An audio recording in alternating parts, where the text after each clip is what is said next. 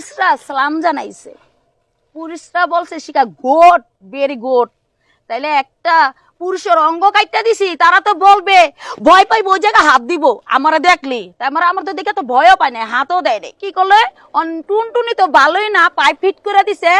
মানুষ ছেলেরা পেশাব করতে গেলে টুনটুনিটা খাড়ায়, ঠিক আছে? টুনটুনি তো পেশাব করতে গেলেও খারাপ না, টুনটুনি যে এরকম যে হয়েছে এরকমই থাকবে, ঠিক আছে? আপনারা বোঝেন না কেন?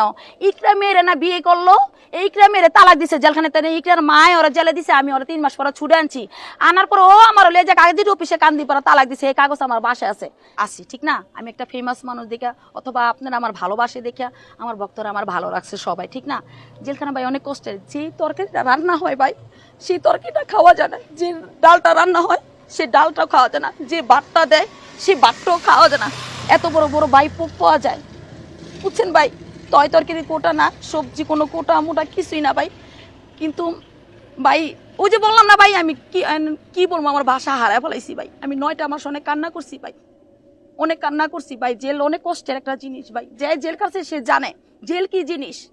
থালাবাটি কম্বল এগুলি আমার ছিল সম্বল ভাই, থালাবাটি কম্বল এগুলি আমার সম্বল ছিল জেলখানায়। আর তখনই ভাবছি যে কেউ আমার পৃথিবীতে আপন নেই ভাই। আমি জেলখানায় 3 মাস পাগল ছিলাম, জেলখানায় 3 মাসের মতন পাগল ছিলাম। মানে জেলখানায় পুরো উৎপাত করতাম। তখন ডিপটি স্যার সবাই বলছে যে শিখায় যদি কেউ কিছু বলে, কেউ ওর কথায় উত্তেজিত হইবা না, কেউ কিছু হইব না। হাত মুখ পোছায় কাইটা কুইটা খাড়া থাকতাম ভাই, নিজের মাথা মুতা ডুয়াই মুয়ে খাড়া থাকতাম। যখন মানুষে একটা কথা বলতো, ঠিক আছে, যে শিখাপু তো ভালো হয়ে গেছে, তোমার নামে মিথ্যা মিথ্যা কথা বলতেছে, তোমার মেয়েরে বলতেছে ডিএনএ টেস্ট করে এটা সেটা, যখন মেয়ে নিয়েও মিথ্যা কথা বলতো, যখন এটা শুনতাম তখন ভাই আমি আরো মানে অসুস্থ হয়ে যেতাম ভাই। অনেক কষ্টের মাধ্যমে ছিলাম, সেটা ভাষায় বুঝাইতে পারবো না। এটা বাইরে গোসলটা যেটা, এটা বিশাল বড় একটা গোসলখানা থাকে, ওইখান থেকে আপনি জগ দিয়ে নিয়ে গোসল করতে হয়, টয়লেটও বাইরে। আর যেটা রুমের ভিতরে বাথরুম গোসলখানা থাকে ভাই, আপনারা যদি বলেন যে আমরা তদন্ত নিয়ে দেখবো, কিন্তু আমি গোসল করছি ঘর রুমের ভিতরেই, আপনার টয়লেটও করছি রুমের ভিতরেই। তুমি আমার দিয়ে জেলখানায় প্রথম আমি 2 মাস গাছ দুবলা বাঁচছি, যখন আমি পাগল ছিলাম। যখন বলছে শিখা তোমার এই গাছ বাঁচতে হইব, এই ফাইলে দিন, হ্যাঁ ডিসির ফাইল, তারপর জজের ফাইল, ওই আমি পরিষ্কার করছি। যখন আমি চিন্তা করলাম আমি কিছুই করবো না, অনেক উত্তেজিত করলাম জেলখানায়, তখন বলছে সবাই যে শিখারে কেউ কাজের হুকুম দিবা না। আমি জেলখানায় এরপর থেকে আমি কোনো কাজ করি না। না ইলিশ ফাইল কাকে বলে ভাই? জেলখানায় আমি যে যতটুক নিয়ে জায়গা, 2 হাতের মতন জায়গা নিয়ে, বিছনা করে বেড নিয়ে, আমি বেডে শুই নাই। কিসের জন্য? আমি ওই তোষকে শুলে আমার চুলকানিটা হইব, সবার শরীরে চুলকানি দেখছি, এর জন্য আমি বেড হই নাই। আমি শুধু 2টা বালিশ, একটা বালিশ আমার বুকে নিছি, আরেকটা বালিশ আমার মাথায় দিয়ে আমি শুইছি ভাই। আমি কোনো বিছনায় টিছনায় শুই নাই। আর জেলখানায় আপনার লকআপের পরে কেউ গান গাইতেছে, কেউ নাচতেছে, মানে শয়তানি ফাইজলামি দুস্তামি হইতেছে।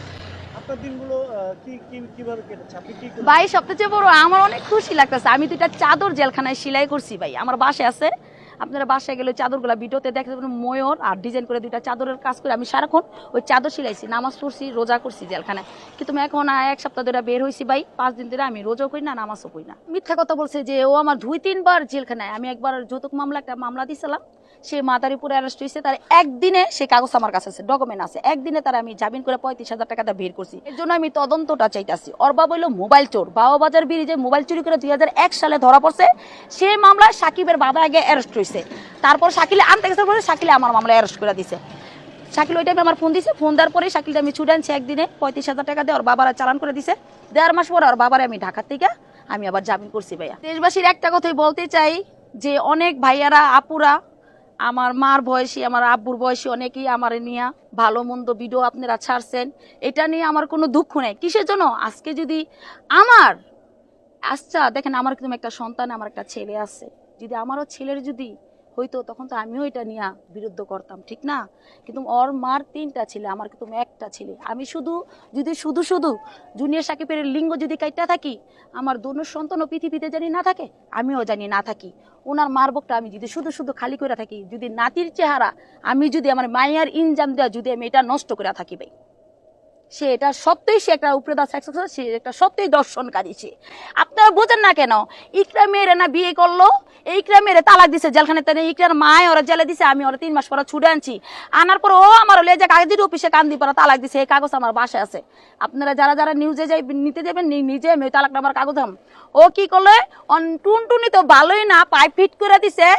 মানুষ ছেলেরা পেশাব করতে গেলে টুনটুনিটা খাড়ায়, ঠিক আছে, ওর টুনটুনি তো পেশা করতে গেলেও খারাপ না, ওর টুনটুনি যে এরকম যে হয়েছে এরকমই থাকবে, ঠিক আছে? ও তো মেয়ে, সবচেয়ে বেটার হইব, ভালো হইব। আমি ওনার একটা কথাই বলতাছি, তুমি ফিরারত কইরা আন্দোলন করো যে আমি সুষ্ঠু বিচার চাই, সুষ্ঠু এটা তদন্ত চাই। জুনিয়র সাকিব লিঙ্গ কাটা সিংহ, জুনিয়র সাকিব আপনি এখন আমার বান্ধবী। আর আজকে আপনি একটা ভিডিওর মধ্যে একটা কথা শোনেন, আপনারে বলছিলাম আপনি এত আমার ক্ষতি করতেছেন, যেদিন আপনার লাইফের থেকে আমি চলে যাবো সেদিন তারপরে থেকে আমি শিখায় কোনোদিন আপনার কাছে আসবো না। আমি বলছি না, যা যা ক্ষতি করছেন সেই ক্ষতিগুলো আমি দেখবো। ওর 3 মাসের বাচ্চা আমার পেটে ছিল, সেই বাচ্চা ওই লাত্তি দামাইরা রিপোর্ট গুলো ওর চাচা দেখছেন, একটা কালা কোলা বাবলু, এই ওর তো বক্কারা দিতে যে আমি ভিডিওর মধ্যে দিলাম না, ওর সুদের ওর করার আমি অর্ডার চাই, যখন আমার তদন্তটার লেগে আমি নামমু। তুই ভাবিস না বাবলু, তুই সহকারে আসিলি, তুই মিটফুট হাসপাতাল, তুই আমার বাড়ির সামনে থানার গেটে যাচ্ছিলি, আমার যখন বাচ্চা নষ্ট করছিলি তো ওর সিসি ক্যামেরা ফুটেজে টান দিলে ওই ওর ভাই থাকছে, ওর ভাই আমার ধরছে, মাজর ভাই ধরছে, উই লাত্তি মারছে জুনিয়র সাকিবে, লাত্তি মেরে আমার বাচ্চা নষ্ট করছে। ওর চাচাই ধরে নাই, ওর চাচাই রুমের ভিতরে ছিল। আমি এটা সুষ্ঠু তদন্ত বিচার চাই। আমি জুনিয়র সাকিবের ভাইয়ের নামে আর জুনিয়র সাকিবের নামে আর ওর মার নামে ভালো বিচার চাই, কারণ সে আমার সাথে সংসার করতে চাই নাই ভাই। এটা থানায়, ওই যে আপনারা ওই জায়গায়, কিন্তু যেদিন আমি থানায় গেছি, শাকিলে যখন হসপিটালে নিয়ে যায়, তখন ওই বাসার আমার পাশে এক মহিলা থানায় ভাত রান্না করে, স্যার এগোতে বলতেছে, স্যার শিখার কোনো দোষ নাই, শিখার 3 মাসের বাচ্চা ছিল, এই বাচ্চাটা মাইরা পালাইছে। দেখেন আমার তো সাক্ষীগুলো আল্লাহ হাজির করে আইনা দিছে থানার মিদে। তখন স্যারেরা বলতেছে, জানেন আমারে পুলিশরা সালাম জানাইছে, পুলিশরা বলছে শিখা গোট, ভেরি গুড। তাইলে একটা পুরুষের অঙ্গ কাটটা দিছি, তারা তো বলবে ভয় পাই, ওই জায়গায় হাত দিব আমারে দেখলি, তারপরে আমার তো দেখে তো ভয়ও পায় না, হাতও দেয় নাই। চিন্তা করছে একটা মেয়ে, একটা নারী কখনো একটা বদমাইশের পুরুষ অঙ্গ শুধু শুধু কাটে না। এইটা আমার দেশবাসীর কাছে আমি এটার তদন্ত চাই, এটার আমি বিচার চাই। আমি যদি অপরাধী হয়ে থাকি, আপনারা যা বিচার করবেন সেটা আমি মাথায় পাইতে নিব। আর ও যদি অপরাধী দেখে, ওর মা, ওর মাজর ভাই, এই 3 জন মানুষের আমি বিচার চাই। আল্লাহ ছাড় দেয়, ছেড়ে দেয় না। আর আল্লাহর রাত কি, আল্লাহর মার কি জানেন?